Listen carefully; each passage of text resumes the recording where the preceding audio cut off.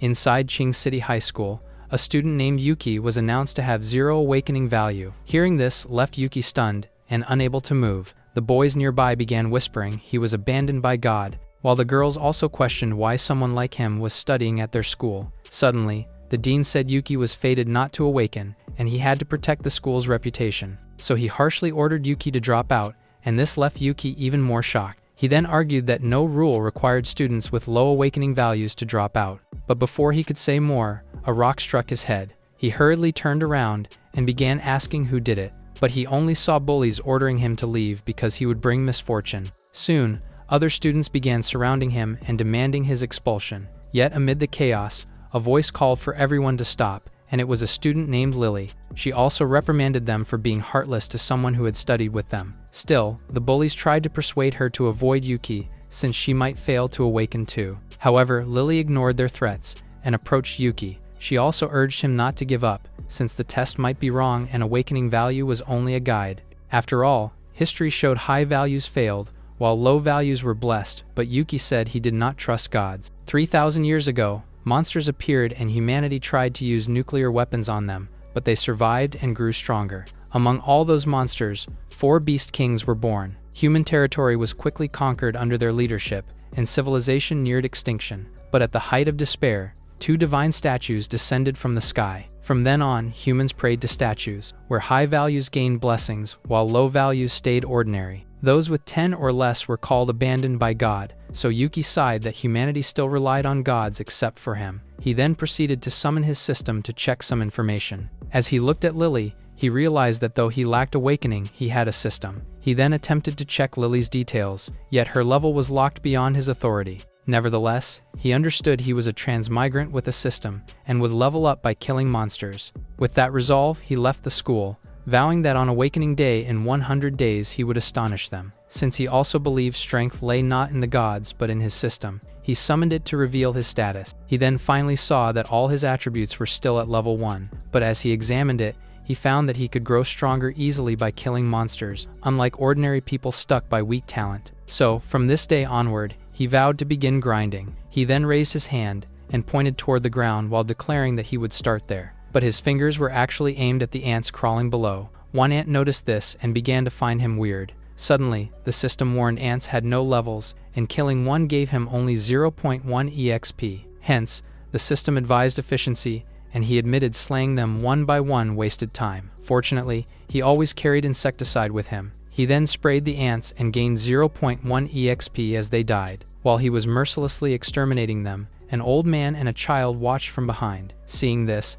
the child asked if the ants would retaliate, and the grandfather told him not to learn such behavior. Meanwhile, Yuki abruptly stopped when he heard a notification from the system. The system said he had slain 100 ants, and unlocked a mission to kill 10,000 for ants' great strength. Upon discovering that there was a skill book as a reward, he hurriedly accepted the mission. However, an hour later, he had to admit that killing ants was not only time-consuming but also exhausting. Unexpectedly, the system congratulated him for reaching level 2 and gave him 2 attribute points. He then quickly checked his status window and considered where to allocate them. But since the reward was ants' great strength, he reasoned it must boost strength, so he decided to add both points to that attribute. Soon after, he felt a surge of energy coursing through his body as his strength rose to level 3. After that, he resumed exterminating ants, while the old man reminded the child to avoid people like Yuki. After endless spraying, the system finally reported 10,000 ants slain. He was then amazed the mission had ended, and quickly looked at the prize he had gained. He gained the title Ants' Public Enemy, so ants would attack him yet lose half their strength. He then examined ants' great strength, and saw it boosted his power tenfold for 3 minutes,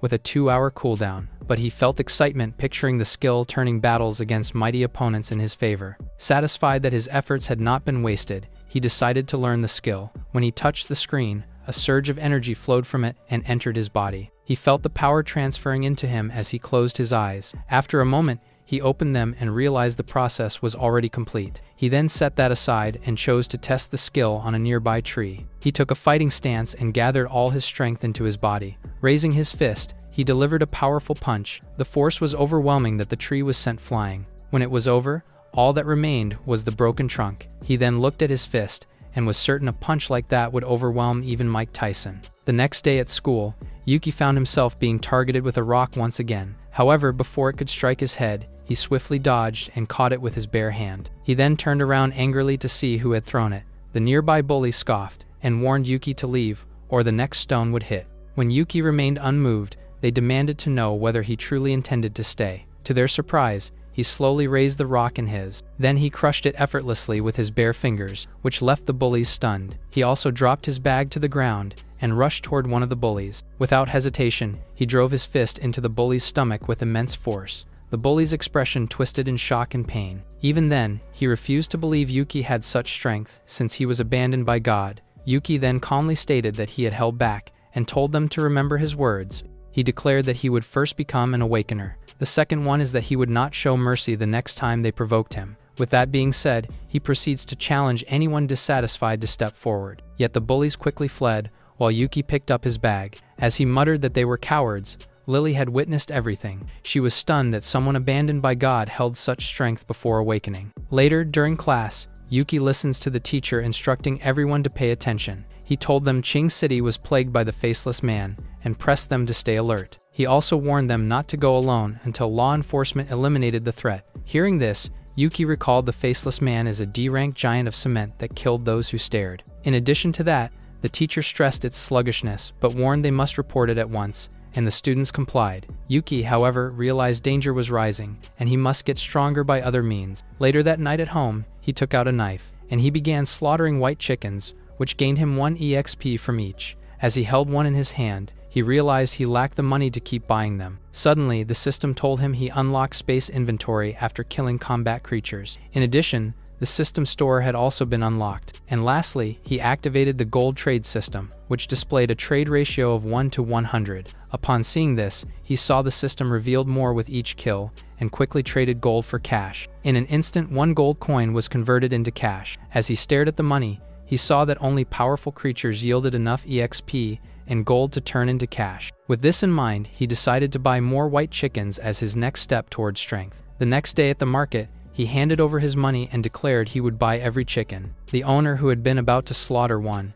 immediately stopped upon seeing the cash. Yuki then happily took the chickens and left. He walked into a deserted alley. Then he drew out his knife and targeted the chickens' necks. Before long, he gained multiple points of 1 EXP from each kill. The system soon congratulated him for leveling up to level 3 and rewarded him with 2 attribute points. Though satisfied, he realized killing chickens gave little growth now. But his thoughts were interrupted by the sound of footsteps behind him. He then instinctively turned around, holding a knife and a dead chicken. To his surprise, a little girl stood there staring at him. His appearance quickly frightened her and caused her to cry. She then proceeds to run away, calling for her mother and accusing him of being a pervert. Yuki was obviously confused by this, but the girl's mother appeared gripping a broom and demanding to know who had bullied her daughter. He then hurriedly tried to explain that it was all a misunderstanding, but the mother's anger only intensified. She raised the broom and struck him repeatedly, leaving him screaming in fear. In the end, he lay battered on the ground and realized public chicken slaughter was risky and he needed another method. Suddenly, he overheard 2 men say workers had quit again at Quen's slaughterhouse. One added that it's because the butcher was hurt, but business thrived even with fewer workers. Hearing this made Yuki wonder why he had not thought of the slaughterhouse earlier. He then proceeded to show himself to the 2 men, but he was still holding his knife as he asked if he could inquire about something. His appearance startled them and they screamed in panic. The 2 also ended up running away while shouting that there was a ghost. Seeing this, he tossed the knife aside and clarified he just wanted to ask if the slaughterhouse needed worker. Later at the slaughterhouse, Yuki submitted his CV to apply for the job. As the boss reviewed it, he recalled hearing the former butcher resign after hurting his hand, but the boss replied that his establishment was only a small business. Yuki then quickly explained he wanted no salary and only a business deal. At the mention of this, the boss immediately thinks of money. Yuki continued by saying that he'd purchased livestock in bulk to prepare for awakening. Still, the boss questioned how he could possibly eat that much himself. He then said he had many classmates and promised no cent would be wasted. However, he also had one request.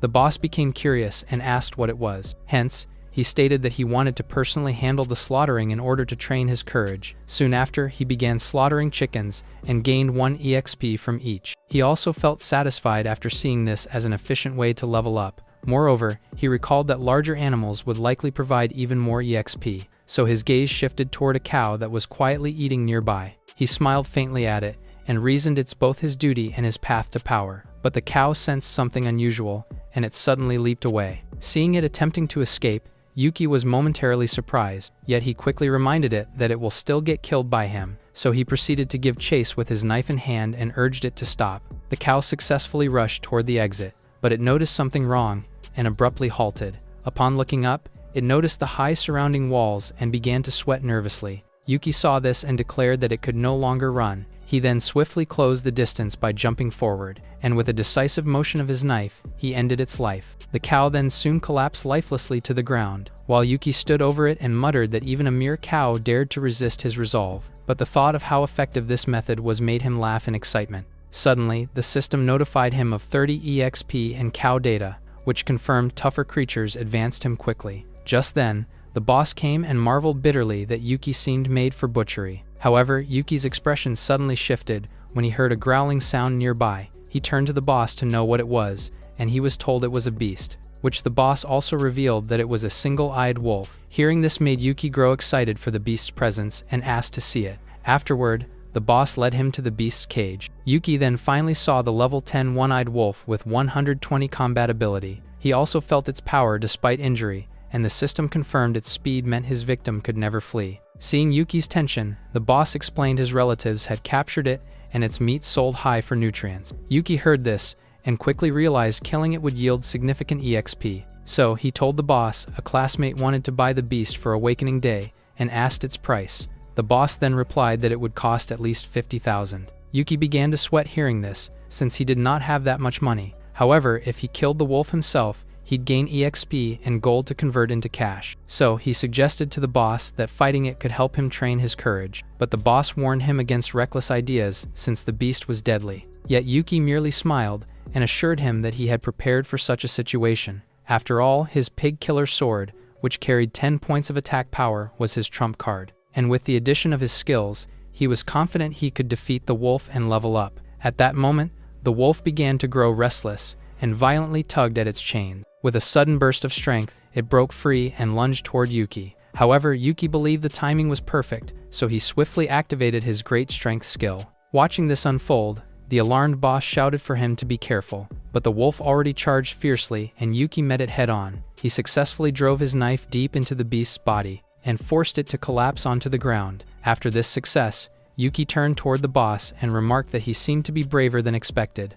The boss gazed at the fallen wolf and was bewildered that Yuki had slain it with a mere blade. Impressed, the boss called him a natural butcher and consented to let him work part-time. The system also told Yuki he leveled up twice and gained 5 points, which pleased him. In addition, he obtained a piece of equipment known as the Wolf Claw. It granted 50 attack points, but required level 10 to use. Realizing that he was only level 5, he understood that he would not be able to equip it for now. Suddenly, the boss stressed the wolf now belonged to him and finalized the 50,000 deal. Yuki paid quickly and asked to be notified of future beast captures, to which the boss agreed. The next day at school, Yuki casually imagined how grand his meal would be with the entire wolf. Suddenly, the teacher talks about martial artists and pharmacists. He said they exist to support awakeners, where martial artists were responsible for combat, while pharmacists specialized in healing. However, Yuki's mind drifted to the store's equipment that he couldn't afford, so he felt trapped, knowing only by slaying beasts as a butcher could he earn cash and EXP.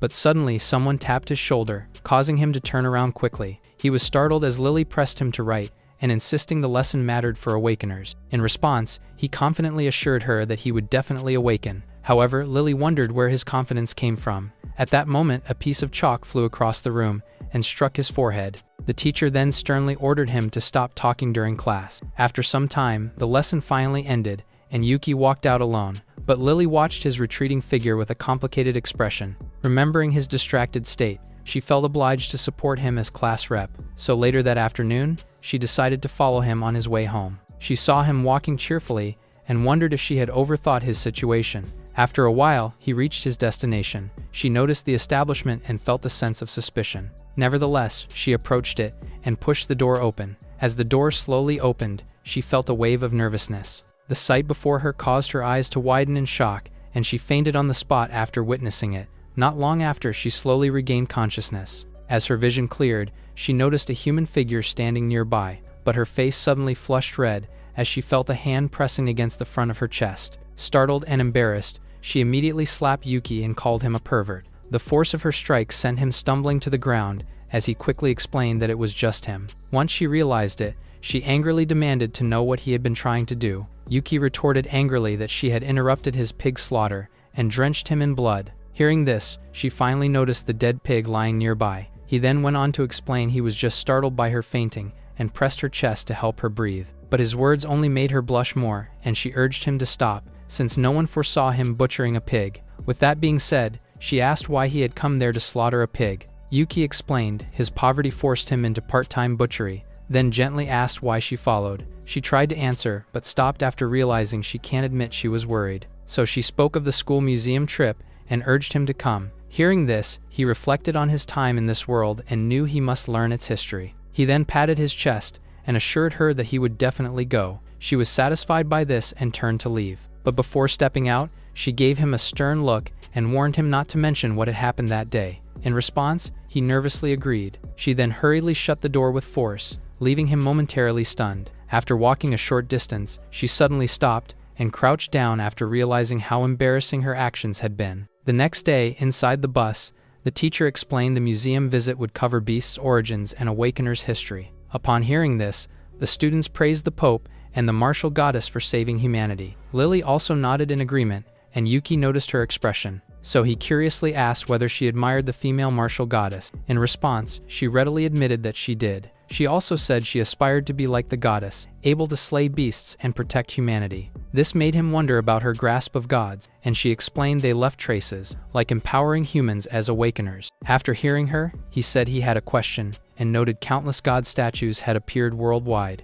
and although the 9 cities were vast, their own city was the only one without a statue. Lily replied firmly that true study would have spared him from asking foolishly. Still, she explained the first 2 statues came down ages ago and many followed. Except for one unchanged statue, all others created awakeners, but she admitted she didn't know why their vast city had no statue, which earned the name Land Abandoned by God. Shocked by this, Yuki felt the world's reality was too unlike his previous and was strange, but his thoughts broke off when the teacher announced their arrival at the museum. Once inside, the teacher ordered silence and strict attention to the exhibits. As they walked through the displays, Lily gazed at the martial goddess with admiration. Yuki then remarked it was rare to see the calm class rep admire someone so deeply. In response, she insisted the goddess stood apart, making the Beast Kings sign a truce with the Pope. But the atmosphere suddenly turned tense when someone appeared behind them. Yuki immediately sensed an ominous aura, so he pulled Lily closer, but she warned him not to act in ways that might cause misunderstanding. Regardless,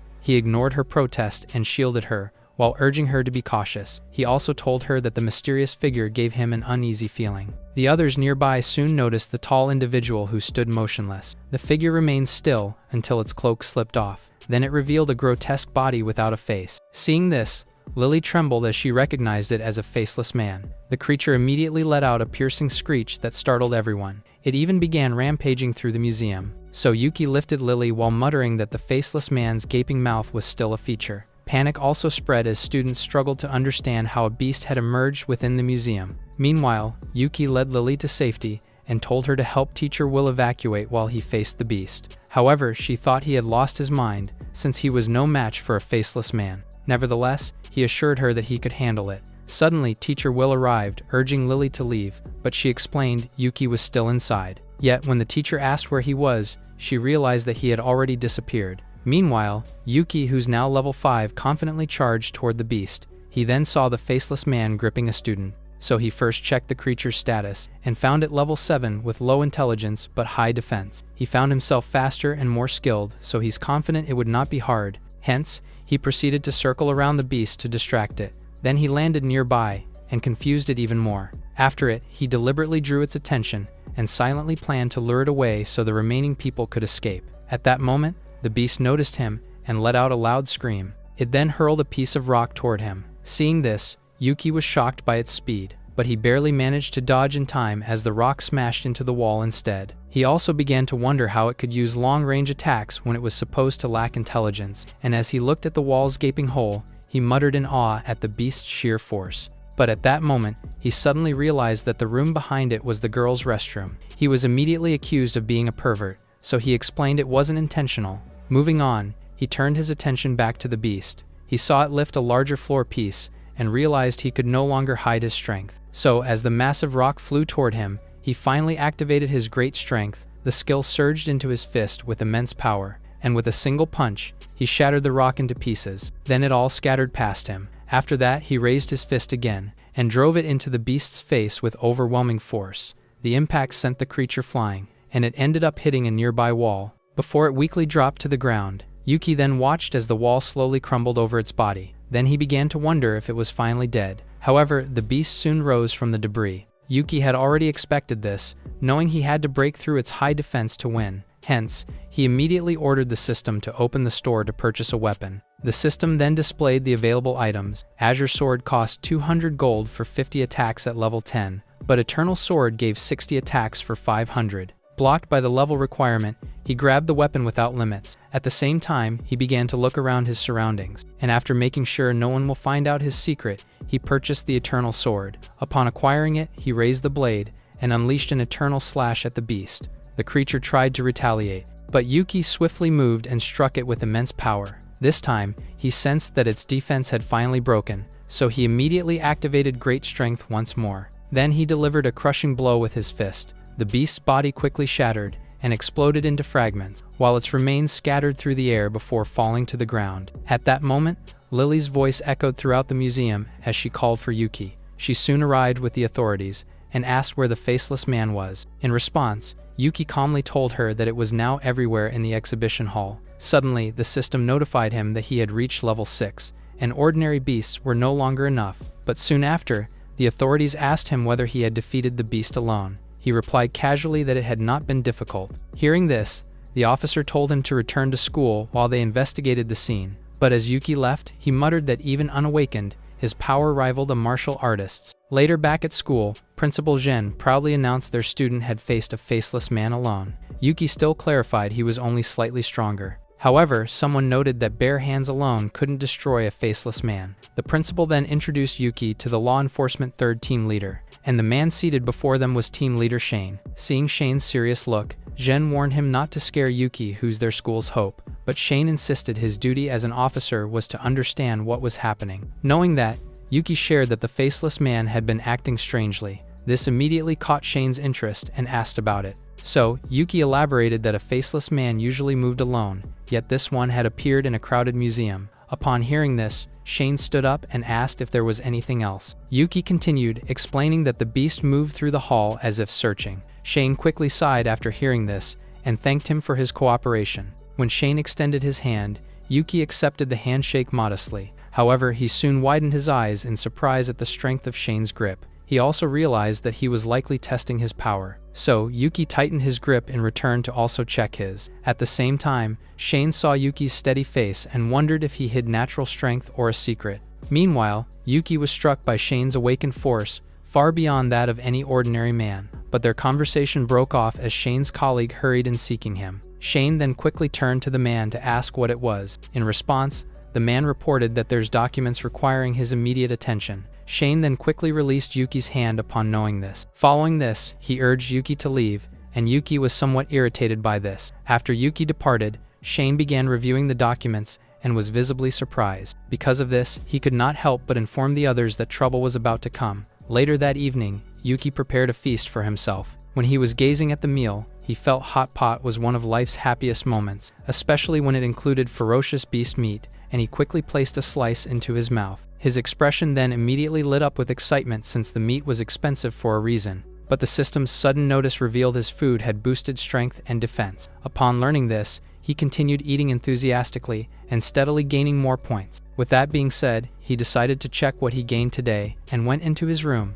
When he opened his inventory, he was stunned by what he saw. The small potion recovers 100 health in 5 minutes, while the large potion restores it instantly. He saw they boosted his endurance, though he did not understand their effects. So he decided to use the small potion first to test it. Almost immediately, he felt a warm current stirring within his body. However, his focus was broken when he heard a sound outside. He then cautiously approached the door and peered through the gap. There, he saw someone sitting at his dining table. And without hesitation, he kicks the person while demanding to know their identity and purpose. But his fierce expression vanished the next second when he recognized the person. Before his attack could land, He realized it was Lily. At the same time, Lily saw his actions and became furious. She slapped him without hesitation and scolded him harshly. After that, he said he had not expected her and asked why she had not knocked. She kept eating and said he never locked the door and the beast meat was too tempting. So she asked where he got the meat, and he said he bought it from the slaughterhouse. Setting that aside, he asked why she had come to see him.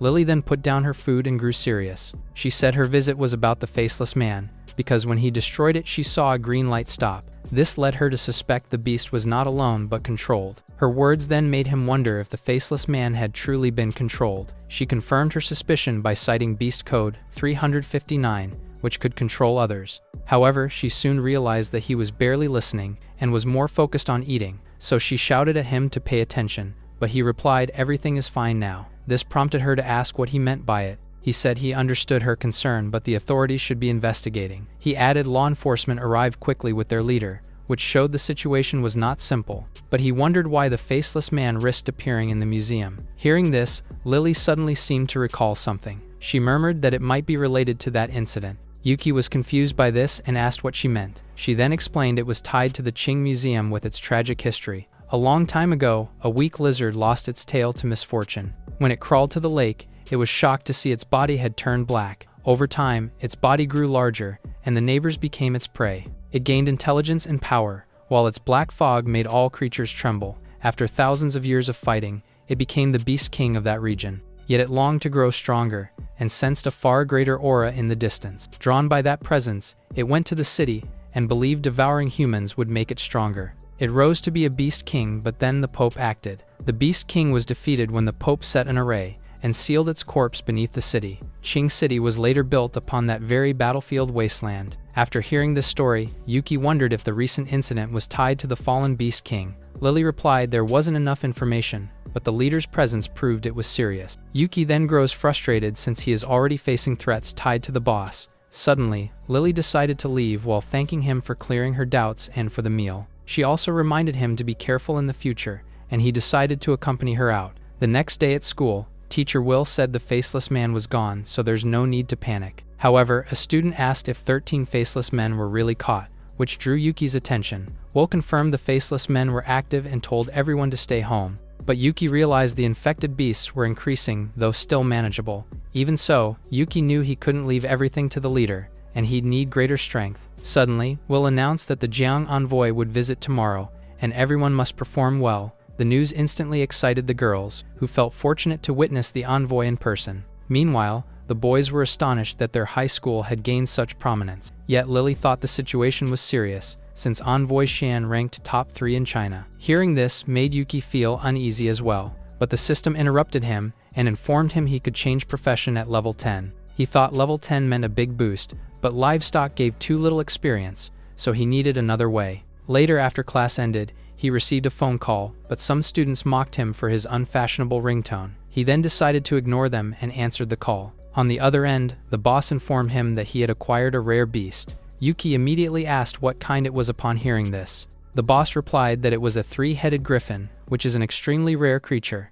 Yuki quickly recalled that it was high-ranked and asked where it had come from. The boss said a friend caught 3, then priced a male at 800,000 and a female at 500,000. Yuki agreed at once, and the boss reminded him to bring the money when he came. After ending the call, he felt frustrated since he would still be short by 500,000. But before he could think further, someone grabbed his shoulder. He turned and saw Lily, who quickly asked when he would stop being distracted. He admitted he was short on money and asked for a job, to which she asked if he's really in need. In response, he nodded repeatedly. After thinking, she told him he could help her with something, and she would transfer the payment. But he was surprised to learn she was wealthy since she had never shown it before. Nevertheless, he quickly assured her that he would complete her task no matter what it was. He also suggested doing other stuff that made him embarrassed. Lily noticed his expression and warned him since she was not interested in him. However, he clarified he only meant helping her with troublesome people and asked what she assumed. Lily then quickly shifted the topic to his task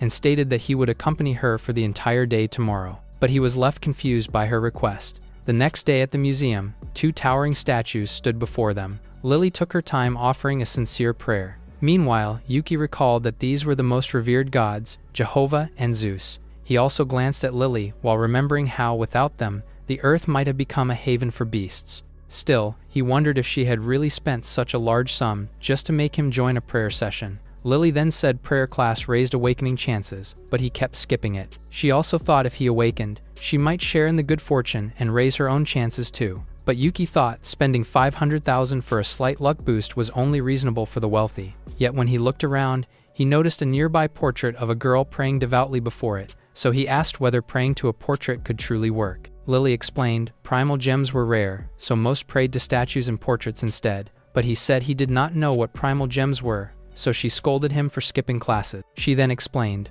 primal gems were stones from God statues, and statues made from them could bless believers, so praying before ordinary statues or portraits could raise one's chances of awakening. However, Yuki didn't believe in gods, and only wanted to level up and grow stronger. Yet he also found it strange that China had no gods in this world. So he asked Lily whether she had ever heard of any legends about Chinese gods. She replied that China was seen as a land abandoned by the gods, with no divine legends left. This answer only deepened his doubts, since every civilization had legends tied to its land. So he speculated gods had once existed, but their legends were lost or erased. And since he had come as a Chinese, he felt responsible for uncovering the land's truth. With that thought in mind, he excused himself to attend to something. Lily noticed he no longer intended to pray, and reminded him that awakening was never easy. In response, he assured her that he would surpass the gods even if he failed to awaken. But his bold declaration left her confused, and she concluded he's crazy. Meanwhile, Yuki already stepped outside,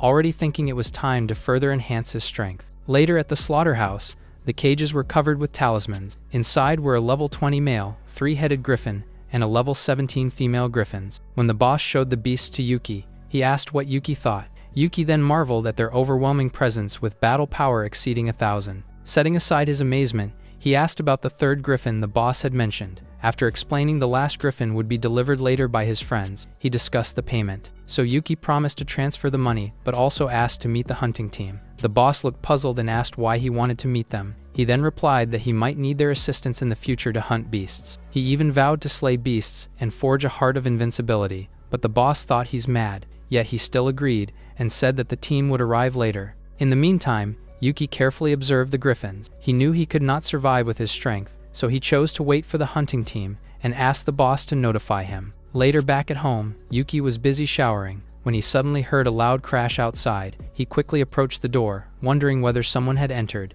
But given the recent unrest in the city, he decided to check. Before he could reach it, the door was violently kicked open from the outside. As a result of the immense force, it flew inward. His Ultraman figure ended up tumbling to the ground, and while he turned his attention back to the doorway, the figure began firing at a Godzilla doll. Meanwhile, behind the shattered doorway, a pink-haired girl appeared. She was a member of the hunting team named Yang, and asked if he had been looking for them. Angered, Yuki demanded to know who she was calling a pervert, and noted she had smashed his door, but she retorted that standing there wrapped only in a towel made him look like one. It was only then that he realized his towel had slipped off. He hurriedly grabbed it and explained that it was all a misunderstanding. However, she showed no interest in listening. She said after that they had brought the final griffin and would wait at the slaughterhouse. Later, inside the secret room, the boss introduced Yuki to the hunting team. A man named Luke stepped forward and introduced himself. Yuki saw him and knew he was truly a hunter, as his presence carried an oppressive aura.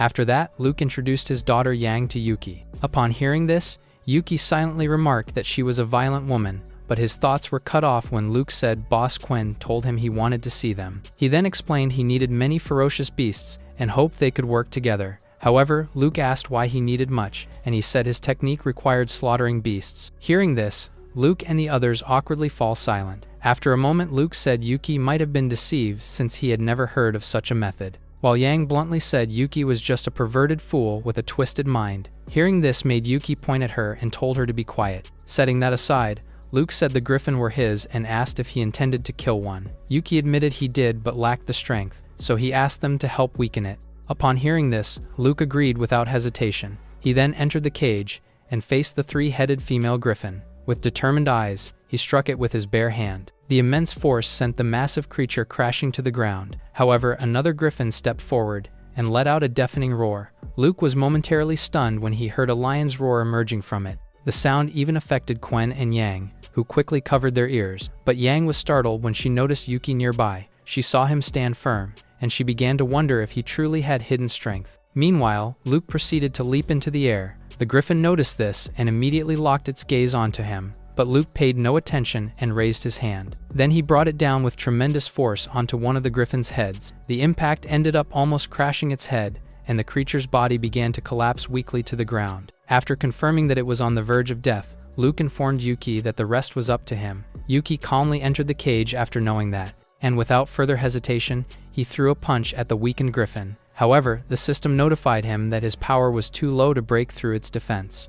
Yang watched and mocked him by saying he should stop since he was no warrior. However, her words trailed off when she realized what he was actually doing. She saw him relentlessly striking the griffin with a barrage of punches. She then turned to her father and asked if he too could sense Yuki's power growing. Luke fell silent, wondering if Yuki's strength without awakening meant the hereditary technique was real. Meanwhile, Yuki kept hammering the griffin with punches amplified tenfold. He also refused to believe that he could not break through its defense while on it, so he gathered all his strength and he delivered one final strike. When the beast's head exploded, he gained 7,000 experience points and 3,500 gold. His level also rose from 7 to 9. And the system congratulated him on obtaining 21 attribute points. In addition, he gained Lion's Roar that burned half his stamina to triple his power in one roar. Realizing it was an area of effect skill, he knew he'd need to use it carefully in the future. But while he was still reveling in the satisfaction of leveling up, Luke called out to him. He said Yuki had strength but used it poorly, and with training could improve by 20%. So, as they leave, he advised him to visit his blacksmith if he truly wanted to grow stronger. Yuki then waved his hand confidently and declared that he would definitely go. Afterward, Yang spoke quietly to her father about Yuki. Luke abruptly paused and confirmed that Yuki's aura had grown stronger after killing the griffin. The next day at home, Yuki was busy swinging his sword repeatedly. However, he complained that dealing with the remains of griffin was still troublesome. After all, it's huge, but at least its meat would let him boost his attributes for a while. Yet, his thoughts were interrupted by an incoming call. When he answered, Lily immediately scolded him for being absent from class. He then replied by telling her that he had something important to confess.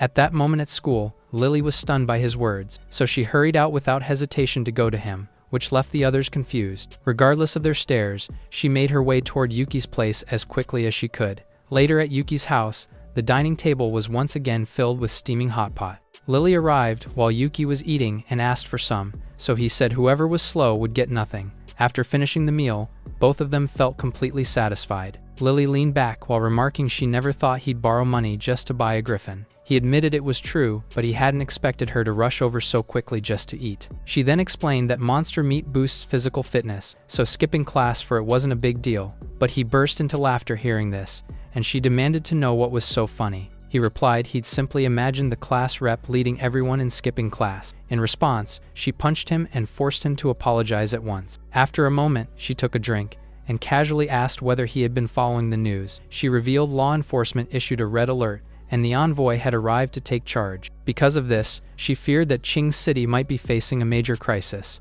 He quickly agreed with her since he felt uneasy recently, and he needed to level up fast. Just then, he saw her take something from her bag and asked what she was doing. She placed a notebook on the table and announced she would give him extra lessons, but he was completely stunned by this. So she explained he couldn't keep visiting places like the museum without knowing basic knowledge. His aggrieved protest echoed throughout the apartment after hearing this. Later that evening, their extra lesson finally ended and she reminded him to keep up the effort. When she mentioned that they would continue in the future, he cried out in surprise. But she only looked at him sternly and asked whether he had a problem. In response, he immediately denied it. With that settled, she prepared to leave and said goodbye. However, he caught up with her and offered to escort her home since he's feeling restless. Hearing this made her blush slightly, but she still replied her home was only 3 streets away and just a 10-minute walk. After confirming, he urged that they leave quickly since it would be more dangerous after dark. The two of them walked down the street. However, she felt walking like this was strangely awkward, so she tried to ease the atmosphere by mentioning that the sunset was beautiful.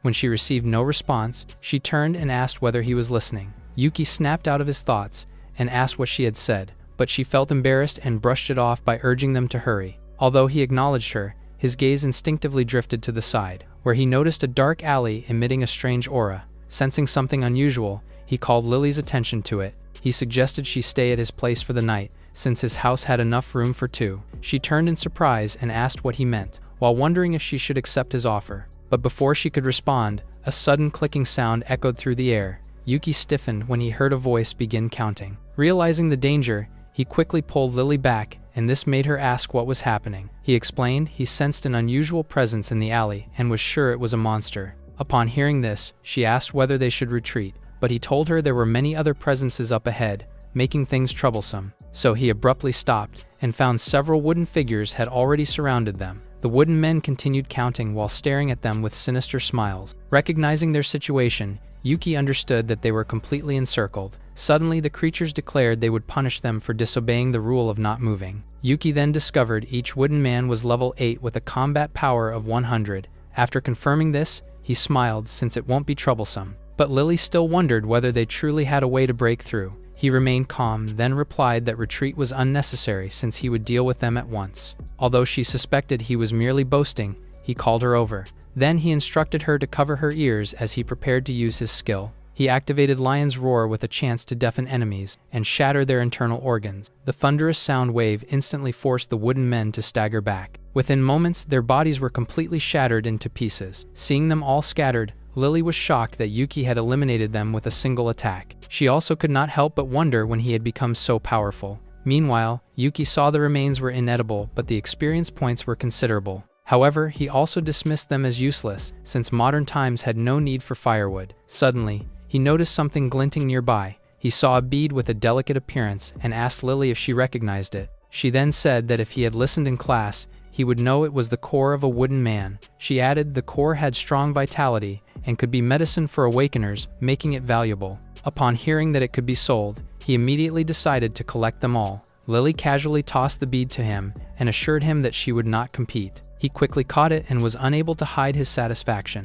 However, someone suddenly appeared before them. A law enforcer then asked why they were outside. The officer named Jin also warned that the city was especially dangerous at night, but his gaze fell on the shattered wooden monsters, and he asked if they were responsible. Lily quickly clarified that it was Yuki who had taken them down alone. Jin was surprised to hear this, and wondered if Yuki was some kind of monster. Yuki noticed his expression and decided to introduce himself. Upon hearing his name, they realized he was the one who had defeated the faceless man. Jin then praised his surname for producing such talent, though the others thought it exaggerated. Moving on, he introduced himself as captain of the 6th team and said Yuki might become a level 9 powerhouse. Yuki replied that Jin was too kind, but admitted he was more interested in surpassing the gods. Yet Lily knew a level 9 rivaled the 4 guardians, and she wondered if the gap between them was widening. After a brief exchange, Jin urged them to head home quickly due to the monster's appearance.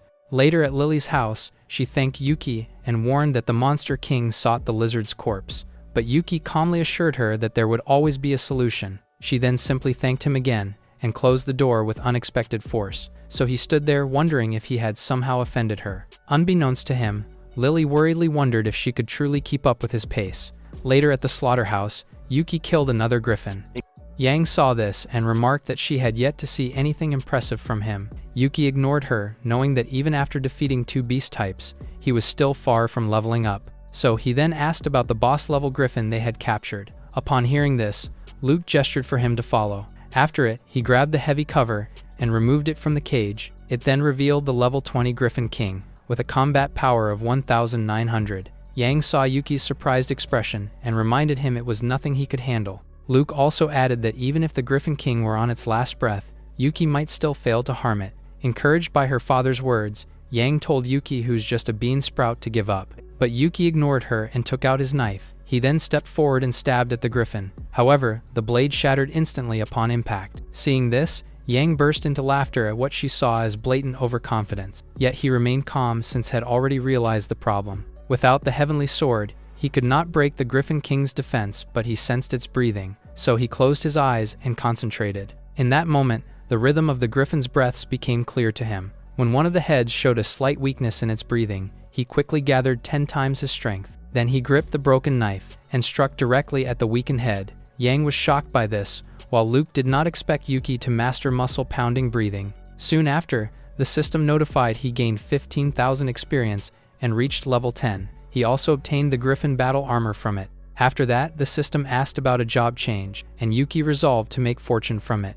Afterward, Luke praised Yuki after being able to master muscle-pounding breathing. Yuki casually replied that he was a genius, since he could not reveal the system. Setting that aside, he called the boss, and the boss immediately asked why. But before he could answer, the system notified him that the Griffin armor had been delivered, so he simply told the boss that he would transfer the payment and hurried off. His abrupt departure then left Luke and the others thoroughly confused. Regardless, Yuki could not contain his excitement trying on the armor. Later at home, he felt satisfied with the armor's defense and the power to fly. Therefore, he declared that for now, even the heavenly sword would struggle to pierce it. Setting that aside, he wondered what is the purpose of the village establishment token he got. Knowing that he obtained it from the boss's treasure chest, he grabs it. Then he examined it and concluded it might be vital for building his influence in the future. However, his priority today was himself, since he had finally reached level 10. He quickly proceeds to summon the system to initiate a job change. A brilliant light enveloped his entire body as the job change process began. Watching the radiant glow surrounding him, he felt a sense of awe. The system first presented the mage class, which is a long-range profession that wields powerful magic. Upon hearing about the long-range job, he immediately became interested. The warrior job emerged next, and is a combat role full of battle intent. The moment Yuki saw it, he felt an instant attraction. Finally, the system introduced the Buddhist monk with a path of compassion against evil. After displaying all three options, the system prompted him to make his choice. Upon careful consideration, Yuki raised his hand toward the selection interface. When his finger made contact, the system confirmed his decision to change his job to warrior. After the job changed, his muscles and bones grew stronger. Intense pain surged through his body and forced him to grit his teeth. Golden light soon enveloped him, and streaks of lightning struck down upon his figure. After the transformation, he said the pain was harsh, yet the power made it worth enduring. Later, after the shower, he found his combat power rose to 900 and strength to 62. With his power tripled, he felt defeating the Griffin King would be easy. Setting down his drink,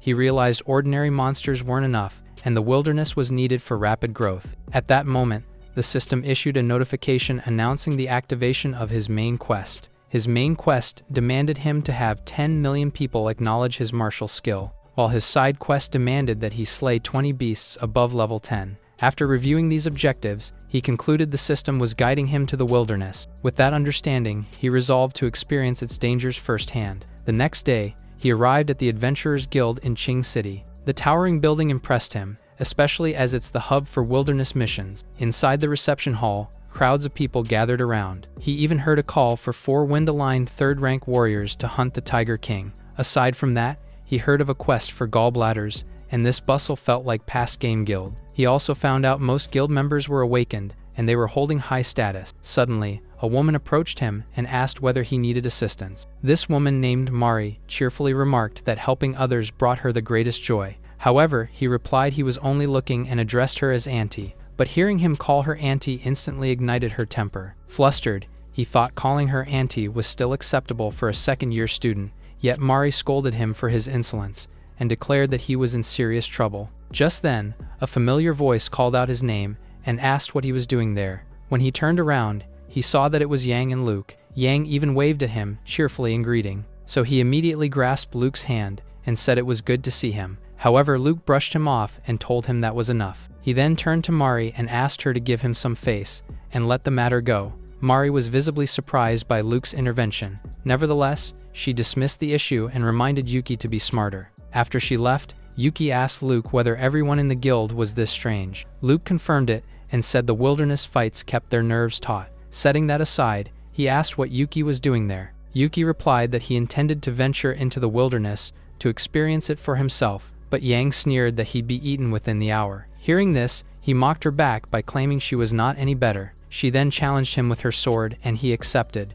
which led to a heated quarrel. Luke was enraged by their behavior, while nearby adventurers cheered them. Without wasting another moment, he dragged both of them away. Later, inside a VIP room, Yuki complained that Luke had been ruthless for hitting him. However, Luke warned that with hidden experts around, stirring conflict was foolish. After realizing the truth in his words, Yuki finally calmed down. Luke then continued to warn that while monster hunts give experience, the wilderness is truly risky. Yet hearing this made Yuki grow thrilled and pressed Luke for details. Seeing his enthusiasm, Luke finally agreed. He explained that the outside was perilous, especially the 4 danger zones. However, Yuki had never heard of them. So Luke said Fierce Tiger Mountain to the east was ruled by the Golden Winged Tiger King. To the west lay the muddy marsh, ruled by the double-headed dragon. To the south stretched the Flower Sea, under the Flower Demon. Finally, 300 miles out, Mount Lu housed the Ghost King. These were the 4 zones surrounding Qing City, with countless hidden dangers beyond. However, Yuki's attention shifted to the experience he could earn from them. Luke noticed Yuki's thrill expression and was puzzled by it. Nevertheless, he said battling scattered beasts outside was enough without venturing far. Yuki then assured him he knew what he was doing, but he needed to leave quickly. Later, at Qing City's defensive wall, a guard barred Yuki from the restricted zone. He also questioned if Yuki had a pass, and why he was sneaking out. Unable to provide an answer, Yuki pointed toward the sky and shouted about flying monsters. The soldier instinctively turned around to look, but found nothing there. When he turned back, Yuki had also already disappeared, so he was confused why Yuki sought danger despite seeming fine. Later, in Jixia town, rat monsters were running amok among the ruins. Upon seeing this, Yuki noted the level 5 rat proved the outside was a wasteland. He then proceeded to take out his weapon, which is the Wind Thunder Spear that possessed 350 attack power. After equipping it, he leapt into the air. Then he decided to test his strength on the giant rat. With a single strike, he killed it instantly and gained 3 experience points. Though he sneered at the meager reward, this was still the monster hunting life he had long desired. As he stood there, the surrounding rats began to stir. He quickly sensed movement and turned toward the source. A horde of rats poured out from a nearby building. One of them let out a sharp roar as a signal, and the entire swarm rushed toward him at once. But he was unfazed and decided to try his new technique. As the rats closed in, he raised his spear and activated his warrior skill. The Wind Thunder Spear became enveloped in surging spiritual power. The rats hesitated for a brief moment upon sensing the overwhelming force, but his attack swept through the area and engulfed the swarm. When the dust settled, Yuki stood amid the corpses as he received constant experience points. As the sun set beyond the forest, Yuki built a fire and began roasting the rats he had hunted. Once they were cooked, he gnawed on the meat without hesitation. One after another, he ate his fill, then tossed the stripped bones aside. By the time he finished, he remarked that fresh monster meat was surprisingly tender. However, his expression soon turned serious as he sensed a powerful presence approaching. He abruptly turned around to check who it was. To his surprise, a winged tiger was charging straight at him. So he hurriedly seized his spear and leapt into the air while maneuvering behind the golden winged tiger. Following that, a crack of lightning split through the forest as his attack descended. After defeating it, he scoffed at its low combat power, yet he wondered how it tasted. He then questioned what kind of tiger it was, since such beasts rarely live together. Before he could finish his thoughts, he realized more tigers had emerged. One of them stepped forward and growled with bloodshot eyes. Yuki was stunned upon seeing this. So without wasting another second, he turned and began running. Yet he was still chased by winged tigers, so he questioned their unusual unity. Realizing that he would eventually be caught if this continued, he decided to use his skill. So he abruptly stopped running, and he activated his power. The griffin battle armor materialized around his body, and the brilliant light blinded the tigers. Fortunately, the armor gave him flight, and this saved him from being trapped. However, he finally admitted the wilderness's peril and questioned the tiger's thrill in chasing him. But now he declared that it was his turn. He then proceeded to unleash his dragon and phoenix slash. A tremendous surge of power tore through and engulfed the tigers. One after another, they collapsed and fell from the air. The system notifications flooded Yael, as he gained massive amounts of experience from their corpses. Yuki then noted each tiger gave 2,000 experiences, and thought a dozen more would level him up. But suddenly, a wave of dizziness struck him, and his vision began to blur. As he struggled to stand, he realized that Dragon Phoenix Slash was too draining for constant use. He also admitted he wasn't seasoned, and needed to restore mana. At the same time, he saw the tigers' hunt and retreat tactic that showed their intelligence. Later, deeper in the forest, a deer was strolling casually, when a golden-winged tiger suddenly appeared and lunged at it. At that very moment, Yuki's spear shot forward. It struck the tiger's body and pinned it against a nearby boulder. Afterward, Yuki walked toward the deer's body, only to find that the bait was already dead, and this made things more troublesome for him. Later, near a cliff, he discovered several winged tigers gathered together. He admitted the beasts were too cunning, though just a handful more kills would level him up. With that in mind, he decided to move on and search for other ferocious monsters. After some time, he finally found a solitary tiger and marked it for leveling. Thinking about the experience points he would gain, he flew toward it excitedly. Yet he realized upon arrival that the situation was not what he thought. Standing before him was the level 25 Tiger King. At that moment, the massive beast slowly awakened and rose to its full height. so he could hardly believe the creature's size since it's greater than a whale. But the tiger's gaze suddenly fixed directly on him, so began to wonder nervously whether it had already detected his presence. The Tiger King advanced with an ominous aura surrounding it. It also gathered energy within its mouth as it prepared an attack. Without hesitation, it released a powerful energy ball toward Yuki. Yuki responded by quickly forming a shield barrier in an attempt to block the attack, but the force still broke through and hit him. Overwhelmed by the impact, he was sent flying into the air. The Tiger King, who saw this, watched him coldly, and its expression filled with disdain. Nearby, several deer were grazing peacefully in a field. When they suddenly saw Yuki fall from the sky, they froze in confusion. Meanwhile, Yuki regained his footing and conceded the Tiger King's terrifying might. But before he could recover, another sound echoed through the forest. He turned sharply and saw yet another horde of beasts rushing toward him. Anxiety gripped Yuki, as he feared his luck had ended and he'd be trampled. Setting that aside, he quickly took out his spear and launched into action. He used vertical chop, followed by a horizontal sweep against the beast. The immense force of his attacks swept through them, bringing the chaotic situation to an end. After defeating the monsters, he earned 1,000 experience and some gold. In addition, the system notified him that he had reached level 11. Upon hearing this, he drove his spear into the ground and collapsed in relief, yet admitted the bulls were far too many. So this made him suspect a hidden agreement between the government and the Monster King. While stretching, he also considered the world's danger and thought of reaching level 12 before heading back. Yuki then eyed the nourishing beasts and questioned if his inventory could hold them. While on it, he acknowledged the need to sharpen his combat skills after struggling against weaker foes. But before he could continue his thoughts, he heard voices drifting through the forest. He then spotted a distant group of bulls and became intrigued. At that moment, Yang and her team were surrounded by the herd. Their condition was already dire from earlier battles. Suddenly, one of the bulls charged forward. Yang hurriedly raised her sword to block the attack. At the same time, she urged her father to finish quickly. Not far away, the horned bull king stood with one ear severed, and the injury was inflicted by none other than Luke. Hearing Yang's voice, he told her to endure a bit longer while he finished the monster. However, the bull king was far from defeated. It seized a moment of Luke's distraction and suddenly turned to flee. Luke shouted for it to stop, but he realized prolonged battle could doom them all. Meanwhile, Yang's sword was knocked from her grasp and sent flying across the ground. Her arm was also wounded after she failed to defend. When she forced her eyes open, she saw the enraged bull charging straight at her. Luke urgently shouted for her to move, yet he knew it might already be too late. Yang knew this, but she's already exhausted and could only apologize to him. However, the bull before her was suddenly struck by thunder.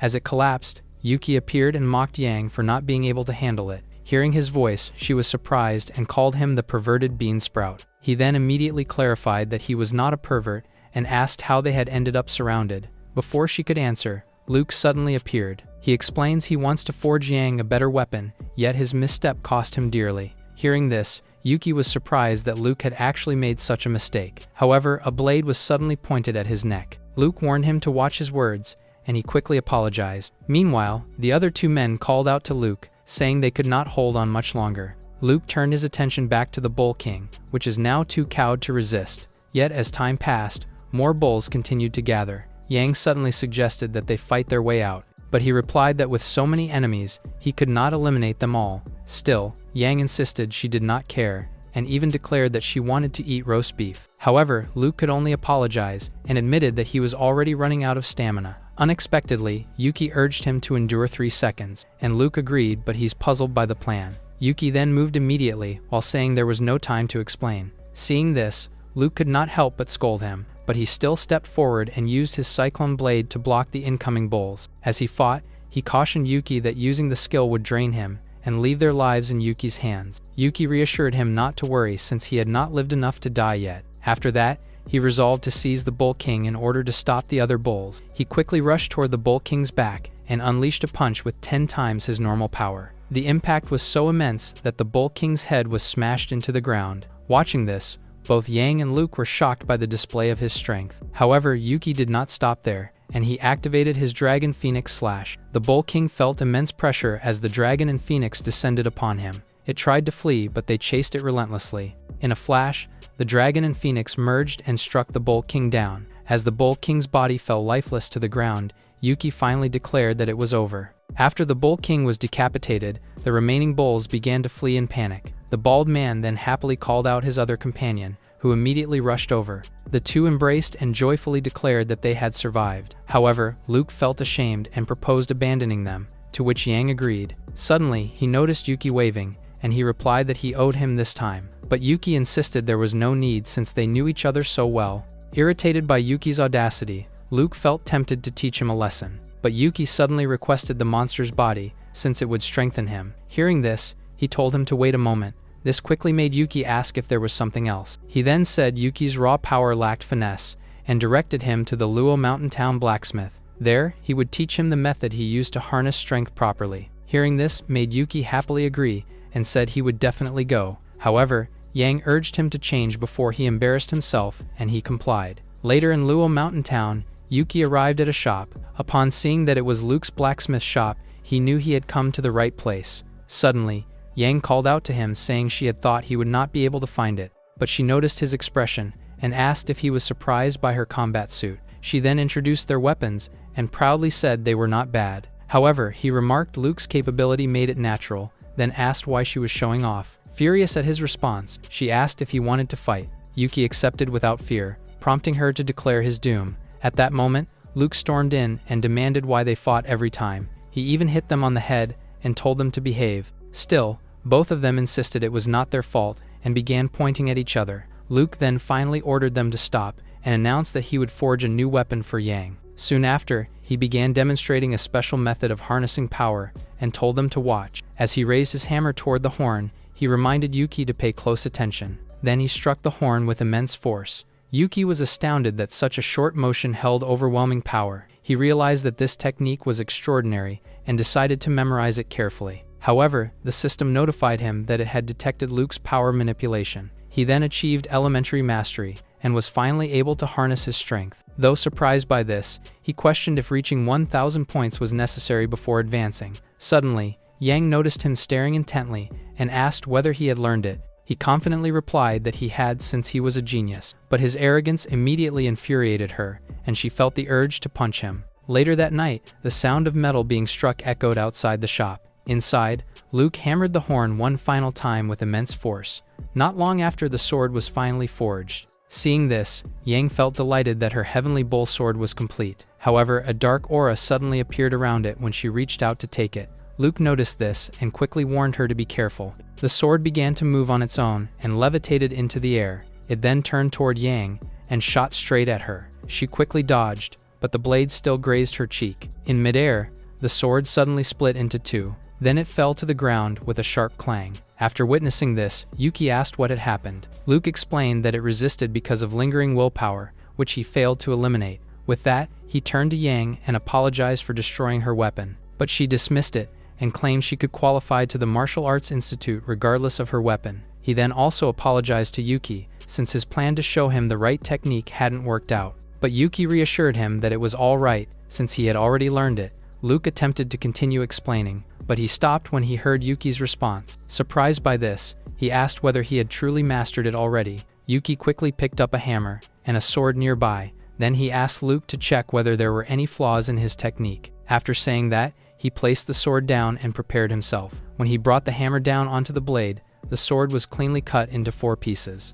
Watching this, Luke noticed Yuki's force control had changed entirely. He also grasped the technique in one try, which Luke found terrifyingly impressive. Meanwhile, Yuki offered Yang to test his weapon, and she quickly asked if he'd give her the spear. But he said that the spear did not suit her temperament. So instead, he produced the Heaven's Edge sword with over 60 strength. He also told her the weapon was a family treasure, and she eagerly agreed to take it. But she wondered about the sword's origin, and he explained he could summon items remotely. She then left, saying they'd depend on him for supplies, but Yuki chose not to disclose his system. Later, they opened the shop and had Yang stand before a training dummy. With her new sword in hand, she closed her eyes and focused all her strength, while Luke and Yuki watched nearby. When she opened her eyes again, they were filled with determination. She stepped forward and slashed the wooden log in front of her. The blade cut through it and split it cleanly into 2. Seeing this, she could not help but marvel at how sharp the sword was. Luke also agreed the cut was sharp and exact like a treasured weapon. Yuki heard this and lightly patted Luke,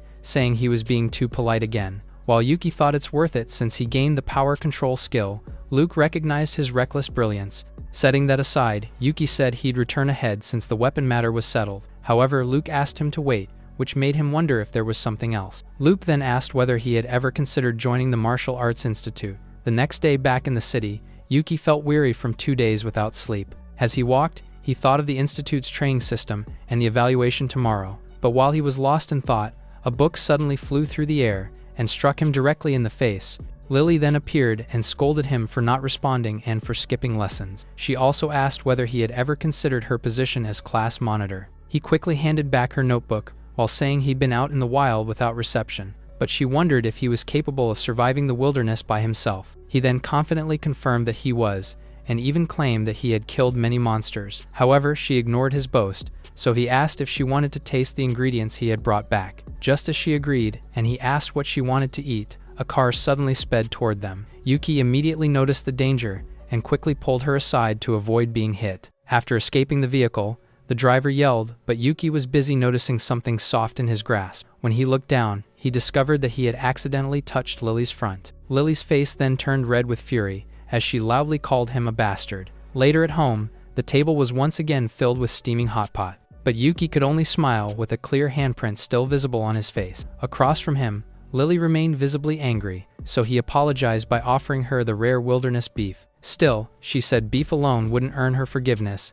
and he accepted that. However, when she finally tasted the beef, she suddenly paused. The flavor was unexpectedly rich and tender to her. Even so, she called it barely above average, and Luke encouraged her to eat more. Setting that aside, he informed her that he might not be attending school regularly in the future. She was immediately surprised and asked why. He explained that he planned to apply to the Martial Arts Institute. She finally admitted his gift was well suited as a martial artist. Still, she encouraged him to try awakening properly instead of giving up early. After the meal, she offered to arrange his leave but insisted he attend classes when possible, and he accepted. But just as she was about to reach the door, he asked her to wait for a moment. She quickly turned around, wondering why he had called her. However, she only heard him say thank you. Furious by this, she called him an idiot, and this confused him. But she quickly slammed the before leaving, so he was left standing there, confused about what he had said wrong. He eventually thought girls were a hassle, and chose to rest before tomorrow's institute visit.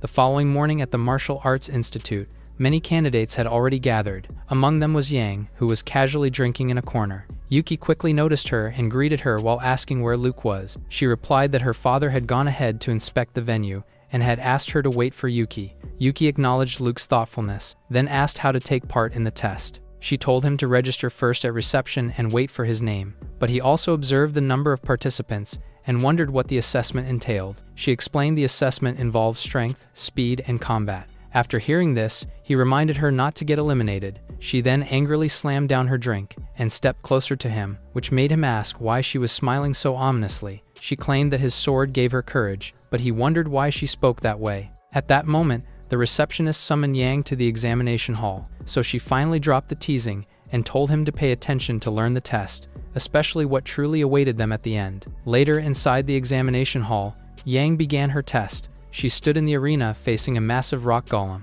The golem did not hesitate and immediately charged toward her. Anticipating its movement, she gripped her sword firmly, and with a swift, precise slash, her blade cut cleanly through the golem's body. The spectators were then astonished by how effortlessly she defeated it. Following that, the referee confirmed the golem was immobile and declared Yang successful. As she walked back toward her father, Luke remarked that disabling the golem was enough, but Yuki stepped in and praised Yang for fighting well. In response, she brushed off his words and asked how he did in the preliminaries. Rather than answering directly, he told her to guess. She then grew angry at his smug look and threatened him with her sword. After some time, Yuki's name was finally called, and he entered the arena calmly. Then he urged the fight to begin, and admitted he'd never faced an awakener. Hearing this, Yang grew worried and quickly turned to her father. But he assured her that there was no need to worry, since Yuki was clearly hiding more strength. Not long after, the referee signaled for the test to begin. Yuki's opponent then reminded him to be careful.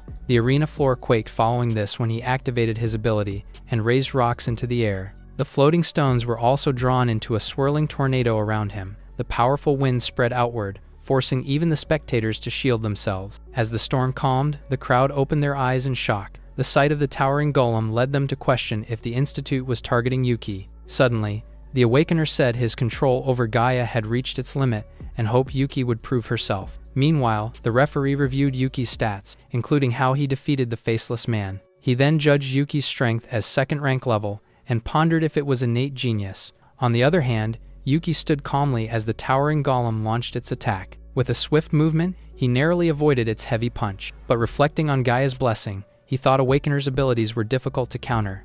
Yet, in the midst of his thoughts, he failed to notice the golem seized him firmly. Gasps then filled the place as the giant moved with surprising agility. Across the arena, his opponent mocked Yuki's claim of being a genius, but he stopped when he noticed something. He witnessed Yuki surging with power, and the force of it tore apart his clothes. With a burst of strength, he shattered the golem's hand that had been imprisoning him. Observing this, the referee noticed Yuki's power surging and realized he had more hidden strength. Meanwhile, the golem let out a roar of pain as its arm crumbled, yet the broken stones suddenly lifted into the air, before reconnecting seamlessly to its body. The Awakener then calmly explained that the golem's ability to regenerate nullified Yuki's approach. On the other hand, Yuki safely landed near the weapon rack. He looked at it while reflecting that even tenfold strength hadn't been enough to finish the golem, so he no longer hesitated and seized a spear to charge forward once more. The golem saw this and responded by preparing another crushing punch. Yuki swiftly evaded the strike and allowed it to slam into the ground instead. Seizing the opportunity,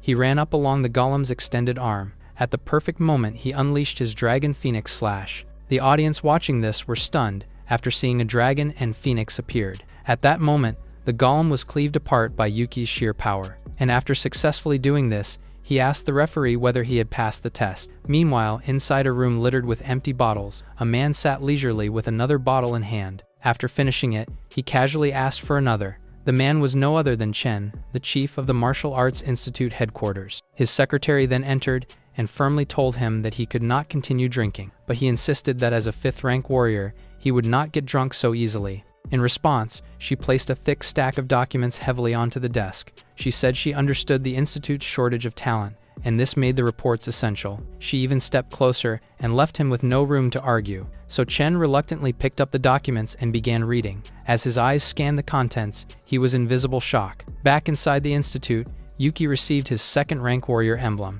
He casually played it and boasted that he had passed without much effort. However, his smug expression made Yang clench her fists, since she had the urge to strike him. Meanwhile, Luke stated evenly that Yuki's strength equaled his own, but hearing this made Yuki feel slightly embarrassed. Suddenly, he noticed his phone ringing from an incoming call, so he quickly answered it. However, he ended up getting scolded by Lily for skipping class all day. He then began explaining his situation, while Yang behind him silently observed the exchange. She turned to her father and quietly asked whether Yuki was truly that strong. Luke struggled to console her, since prodigies would always appear, but before he could respond properly, she suddenly raised her sword. Then she declared that she would surpass Yuki once again. The next day at Tiger Mountain, several winged tigers were feasting on a deer carcass, but an unfamiliar sound disturbed them. In the next instant, a bolt of immense thunder descended upon them. Yuki appeared and found that control and technique mattered more than sheer force. The system's congratulatory notice for level 13 also made him smile with pride. However, it quickly faded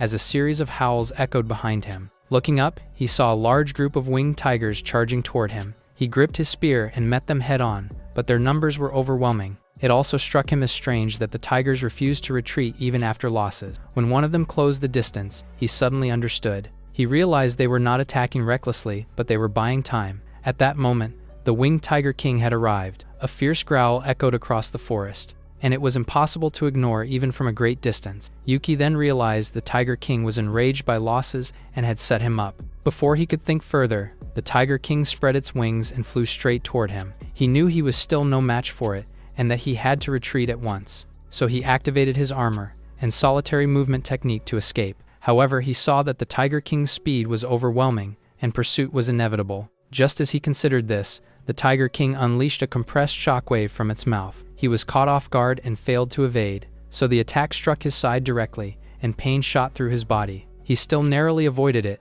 though the blast clipped him before hitting the mountain. Glancing at it, he realized the earlier fight hadn't shown the cannon's full destructive force, since even just a graze caused such damage, and he can't confront it head-on. So he forced himself to stay calm and scanned his surroundings. After a brief moment of thought, a plan formed in his mind. He then adjusted his direction and flew toward a swamp in the distance. After that, he called and pointed at the Tiger King. Then he challenged it to come over to him. The Tiger King was left confused by his actions, yet the provocation felt like mockery, and it furiously charged toward him. Seeing that it had taken the bait, Yuki decided to have it chase him. So he descended rapidly toward the swamp. At the last second, he plunged straight into the murky waters below. The Tiger King abruptly halted midair, and was wary of the unfamiliar terrain. Moments later, bubbles began rising from the swamp's surface. The water churned violently before the double-headed dragon, who's the tyrant of the muddy marsh, appeared. While the air between them grew tense, Yuki slipped out from another part of the swamp. As he wiped the mud away, he reflected that the dragon would never allow another ruler in their territory. After that, he took out a large health potion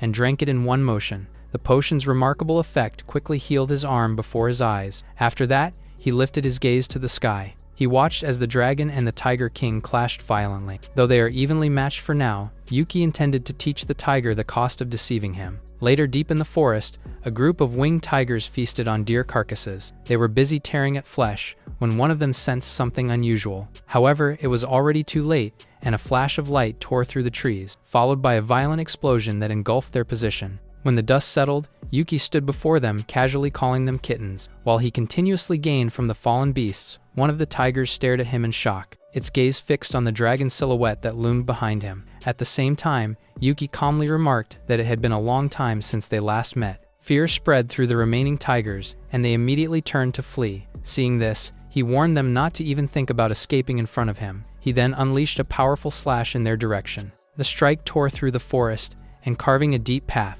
Moments later, the battlefield was littered with corpses, as the system rewarded him. He then murmured that 199 tigers had paid the price, but wished for one more to make it even. As if on cue, the sound of a tree snapping echoed nearby. Yuki turned his head and realized that the 200th had finally arrived. Behind him stood a level 20 tiger general, and the guardian of the clan. He then remarked that the beast had no obligations left after its clan's fall. Nevertheless, the tiger general roared and charged toward him without hesitation. He then leaped lightly from his position, evading the attack and catching the beast off guard. While on it, he recognized the opening, so he swung his spear decisively. The blade flashed, and in a single clean strike, he beheaded the tiger general. With this, he stated that the 200th kill had finally balanced the debt he felt toward the old tiger. Suddenly, the system congratulated him in the hidden quest, nemesis of the Tiger Clan, granting him their unique skill. With Tiger Leap in hand, he believed his reckoning with the Tiger King was imminent. Setting that aside, he turned to the tiger corpses scattered around and considered their value. But the thought that he was no longer poor filled him with excitement. After a while, the Tiger King returned with the head of the double-headed dragon. Yet the moment its gaze fell upon the ground, its eyes turned blood red. Before it lay the lifeless bodies of its entire clan. A thunderous roar then quickly erupted from its throat. Its furious cry even left the people nearby asking who had angered it enough to descend. Panic spread quickly, and they fled at once. However, the Tiger King opened its mouth and unleashed a devastating attack. The blast struck the surrounding mountains and caused it to crumble. Later that night, Yuki pondered his new wealth and chose to purchase 2 phones. But passing the slaughterhouse, he saw the lights and questioned Boss Quen's late work. He decided to step inside and excitedly announced that he had goods to sell. But instead of a greeting, a knife suddenly flew toward him. He reacted instantly and bent down to dodge it. A little girl stepped forward and demanded to know who he was and why he had entered. Instead of replying, he demanded her apology, which she flatly denied. So he warned that mischief needed discipline, but he froze as a dark aura pressed in. Only then did he realize that several experts were present, and they all seemed hostile. At that moment, Quen finally emerged and recognized Yuki. Almost instantly, the oppressive stares disappeared, which left Yuki confused. His attention then turned to Quen, who said the girl was his mischievous daughter, Yuna. After hearing her father's connection to Yuki, Yuna withdrew and he let her go. He then apologized for her behavior and asked Yuki what brought him there so late. Yuki stated he possessed 30 golden-winged tiger corpses, leaving Quen astonished. Yet their familiarity led Quen to fix the price at 320,000 per each. He quickly accepted at once and thanked Quen, who dismissed the need for courtesy. Later, while checking his card, Yuki wondered if Quen had secrets, since he didn't question him. The gathered experts also caught his attention, yet Quen's discretion made him hold back. So he decided to leave in the end, thinking that Quen did not seem like a bad person. Meanwhile, inside the slaughterhouse, Quen questioned the experts about whether they had confirmed everything. One reported it was accurate, but the Monster King's body had become a lure for other beasts. After learning this, Quen instructed them to suppress it as he thought awakened ones were really arrogant. The next day, outside Yuki's apartment, Chen arrived with another man. The man asked if he was certain this was the place, and he calmly confirmed it. He added that he had already investigated all the details about Yuki. Inside the apartment, the dining table was once again filled with food. Yuki happily chatted and invited Lily over to eat. At that moment, the system notified him that the NPC exploration function had been activated, but he was irritated that it activated late, as his curiosity about Quen had already passed. Still, he saw it as a valuable support ability if used wisely. Soon, he heard a knock at the door, and assumed Lily had arrived, so he opened it and casually remarked on her speed. However, his expression froze when he saw two unfamiliar men instead. He then immediately asked who they were. Chen called him by name and praised his unusual taste, so he questioned how he knew him. Chen said they'd watched him since his martial arts display and were institute representatives. Meanwhile, the man beside Chen caught the fragrance of tiger dishes, so he approached it and he remarked that such ingredients were rare, but Yuki was stunned. He then asked if Yuki slew them all, to which he confirmed and urged them to leave. Yet he only told him to be patient, leading Yuki to question his purpose. Before he could react, he suddenly felt his body move against his will. An invisible force compelled him to sit down in a chair. Shocked by this, he recognized that the man's force left him no chance to respond. Moments later, he cleaned the empty bowls, though the meal had been for Lily and him. Suddenly, Chen complimented the dishes and thought Yuki could thrive opening a restaurant. Yuki took advantage of the situation and demanded 1 million as payment for the meal. He also protested that they barged in and ate without asking. Realizing this, Chen introduced himself and Wes, who is Jiang District Hall's head. Upon hearing Wes's title, Yuki realized he is an extraordinary person. Still, he asked what had brought the two of them here. Wes then lauded Yuki's performance and offered to make him his disciple at the institute. Chen also remarked with envy that the headmaster had never done this before. However, he only expressed gratitude and insisted on joining the awakening ceremony. In response, Wes pointed out that he was already aware his awakening value was 0, so his expression gradually turned grim as he released his power and asked if he ignored the might of a martial artist. In that instant, Yuki felt an overwhelming aura press down on him. Yet when he looked at Wes, he recalled his second chance at life and resolved not to surrender. Wes, on the other hand, waited for his answer, so he replied that success and awakening would not sway him from being a martial artist. Wes's brows furrowed slightly at this response, but he continued to insist that failing to try would mean he wasn't truly strong. Unexpectedly, Chen's sudden clapping broke the situation. He even noted Yuki's rare composure under the headmaster's aura. Wes also remarked that Yuki's exceptional state of mind made him truly intriguing. So, as he walked past, he promised not to hinder his choice, and left the institute open to him. Before leaving, he promised to send his insights the next day, but he must study hard, or else he would personally be displeased. Later outside, Chen noted Wes's rare generosity, since he seldom gave advice. Wes replied that Chen's talent had already reached its limit at the 5th rank. However, Yuki had shown him a glimmer of hope, so he quietly hoped that Yuki would one day surpass that man. Meanwhile, Yuki felt somewhat depressed. Having missed out on his own food, he asked Lily when she became such a big eater. She replied innocently that she did not know, and that it was his fault for not eating sooner. She also added that she was still growing, so it was natural for her appetite to increase. He then glanced at her, and agreed that she was indeed growing. Setting that aside, she tells him about the city's unrest, and tells him not to leave. Upon knowing this, he quickly asked what was happening. She revealed that notable figures had come, and this confirmed their suspicions. However, he thought it was normal, since they had already speculated about it, yet she suddenly slammed the table, saying he did not understand anything. She said she knew of his training, yet she cautioned him against leaving amid rising danger. Listening to her earnest plea, he fell silent. Regardless, he reassured her that he knew what he was doing, but her expression darkened upon hearing this. Unable to change his mind, she simply asked him to stay safe since he was her friend. After that, she decided to leave first. Watching her depart, he remained quiet. He silently thanked her, but he would not wait helplessly for calamity. The next morning, he woke up early. He then noticed his phone notified him of a new email. When he checked it, he noted Wes's efficiency befitting a 6th-rank martial artist. However, before he could examine it carefully, something unusual happened. A violent storm suddenly surrounded him, and he was swallowed within it. Moments later, he was dropped onto solid ground. As he looked around, he wondered where he was, since the air was freezing. Suddenly, someone tossed a set of clothes toward him, and urged him to put them on. As he changed, he thought it might be a virtual space, but the icy sensation made it hard to believe. At that moment, he noticed Wes standing not far away, facing a massive beast, so he became curious and wondered what it was.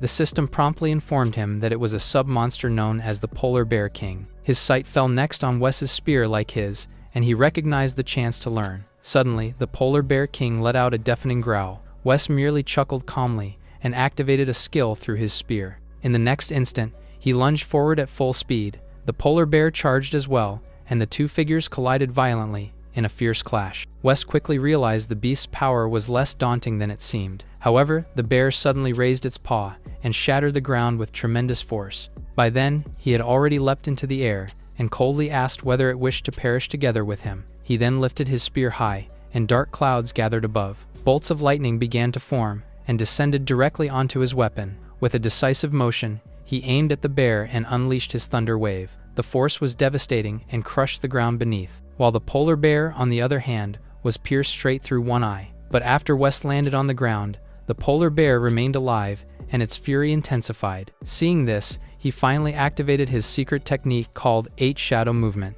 In an instant, 8 shadowy figures split from his body and surrounded the beast. Yuki watched in astonishment as Wes appeared to divide into 8 distinct shadows. Following that, each clone raised a spear simultaneously, and in the next moment, all of them struck at different parts of the polar bear's body. After the attack concluded, Wes said he would let it live, but next offense would mean its head. His laughter echoed across the place after, as Yuki observed from a distance. Suddenly, the vortex above began to open once more. Yuki's startled shout reverberated as the swirling portal connected directly to his room. He was abruptly expelled from the space and thrown back inside. The lingering pain then reminded him how fearsome an advanced martial artist's strength could be. However, he stopped thinking when he saw a faint glow surrounding him. While he was still confused, the system declared his success in learning Thunder Wave and 8 Shadow Movement.